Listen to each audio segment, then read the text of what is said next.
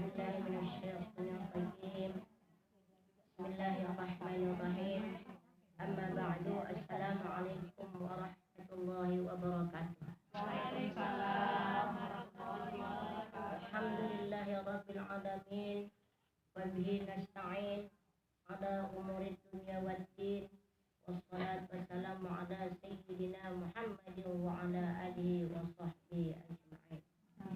Kita puji Allah Subhanahu wa Ta'ala yang telah melimpahkan rahmat kurnia-Nya kepada kita, yang memberikan taufik hidayah beserta inayahnya, dan juga berbagai-bagai nikmat yang diberikan Allah kepada kita pada siang hari yang berbahagia ini, terutama nikmat dingin dan sejuk.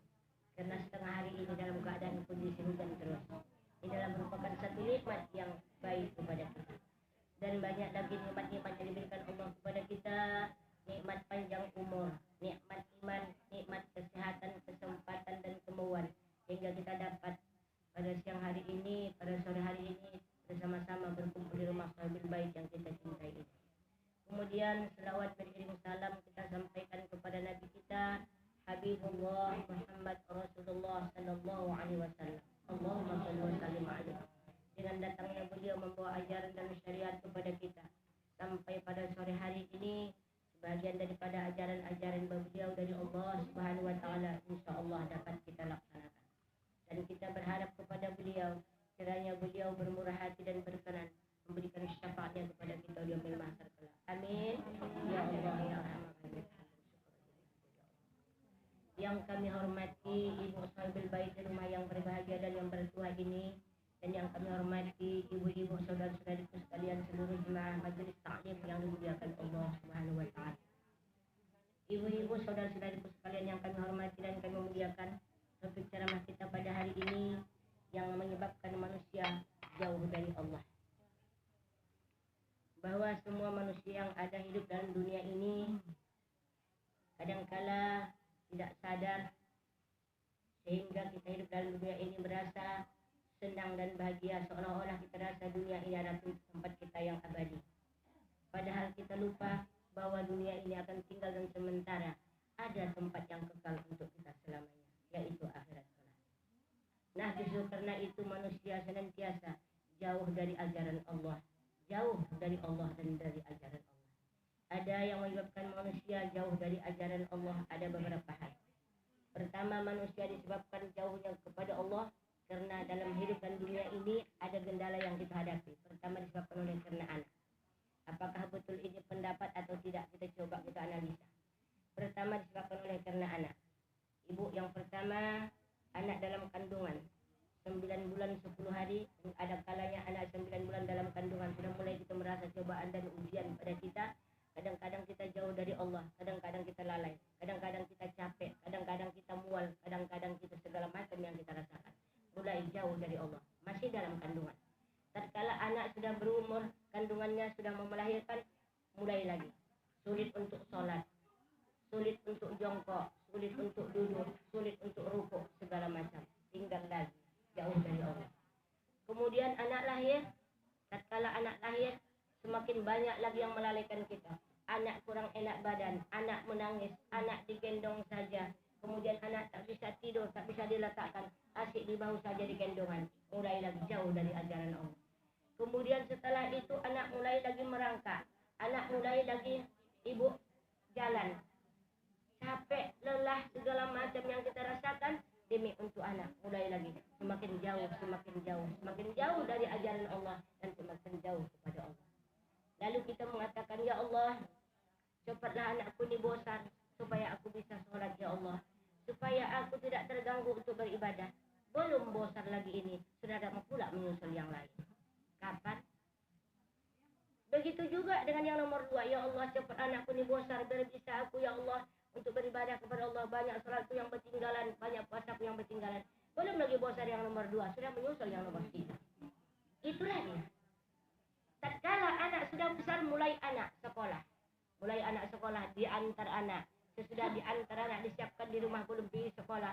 Sampai ke sekolah, diantar anak. Kemudian bekerja di rumah, menyuci segala macam, belanja ke pajak, memasak. Kemudian sampai waktunya anak tadi akan dijemput. Sampai di rumah anak dijemput, akan dijaga anak. Kadang-kala mau pergi kita wirid, mau pergi kita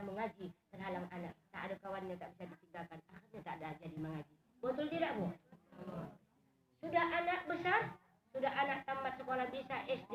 Sudah bisa SD anak, kemudian ada lagi tanggungan kita ada. Mana bapaknya belum pulang kerja, makan bapaknya lagi, nanti anak pulang ke rumah. Menjaga anak yang sudah besar tadi SD tadi, takut pula anak keluar, takut bermain di pasar, takut bergaduh di pasar segala macam. Akhirnya tak jadi juga awak beribadah. Sholat begitu juga berceceran. Mana lagi di rumah, mana menyuci, mana nyetrika, mana mengepel, mana menyapu, segala macam dikerjakan. Mulai lagi jauh kepada Allah. Ada ibu-ibu yang mengatakan, ibu, kalau anakku ni kocik, bisalah aku ibu, tenanglah pikiranku kalau bosan dia. Kalau kocik anakku ni ibu, aku susah segalanya sama aku. Tapi kalau anakku ni bosan nanti, tenanglah hati. Betul pendapat ini? Kita coba. Tatkala anak sudah besar, betulkah anak itu menyenangkan pikiran? Kita lihat. Anak yang satu tingkahnya seperti ini, anak yang satu tingkahnya seperti ini, anak yang satu tingkahnya seperti ini. Mulai kacau pikiran. Betul, Bu? Kalau anakku ni nanti ibu sudah dewasa, sudah kawin, tenanglah ibu, pikiranku tak aku pikirkan sudah kawin semua. Ternyata sudah kawin, ada anak lima datang semua. Oma, aku nggak punya pekerjaan, tolong aku kasih modal, pening kepala. Oma, aku nggak punya rumah, Oma. Aku kalau numpang di sini ribut, Oma tak tahan ribut. Tolong aku kasih uang, aku boleh rumah. Datang yang satu lagi, Oma, aku usahaku mak mogok, Oma. Tolong usahaku dibantu aku dengan uang. Mana kredit, Oma? Mana uang surat tanah, Oma? Aku pinjam, aku gadekan. 5 anak, kelima-limanya modelnya sama. Bukan bertambah senang tatkala sudah dewasa dan kawin, bertambah pecah kepala. Betul tidak, Bu? Itulah salah satunya membuat kita jauh dari Allah dan jauh dari ajaran Allah. Makanya ibu-ibu saudara-saudariku sekalian yang kami hormati dan kami muliakan, itulah selalu melalaikan kita. Tanpa kita sadari, tatkala kita mulai sudah punya anak berumur 22 tahun, berumur 25 tahun, sampai kepada usia kita hampir 50 tahun. Tak pernah aku rasa yang seorang beranak ni, kata orang kalau beranak itu seorang pikiran. Dari kecil sampai sekarang hancur otakku ni memikirkan. Nah, mulailah. Kenapa ibu? Bingung aku, tak ingat. Solat aku tadi, mulai ku baca dari surah Al-Fatihah sampailah habis rakaat yang keempat. Tak ku ingat entah berapa rakaat solatku ni. Kenapa? Karena mikirkan anak, yang mana aku kasih agak jadi anakku, duitku yang mana aku kasih, barangku yang mana mau aku jual, tanah mana yang aku kasihkan digadikan untuk dia. Yang satu lagi tak punya rumah, rumah siapa lah baknya aku beli, di mana lah aku taruh dia ni, siapa lah mana aku kontrak pakai uang muka. Mulai ibu pikir. Nah, makanya kita ibu-ibu, saudara-saudariku sekalian, kenapa kita ibu usia 50 tahun seolah-olah usia kita sudah 70 tahun? Karena banyak pikiran. Nah, itu lagi. Itu yang pertama. Betul tidak, Bu? Betul. Itu yang pertama. Yang kedua, disebabkan oleh karena harta. Aduh, harta kita harapkan kubolok ini nanti ladang kuning. Nanti anakku kalau sudah besar, dialah nanti akan meneruskan Yoni. Dialah nanti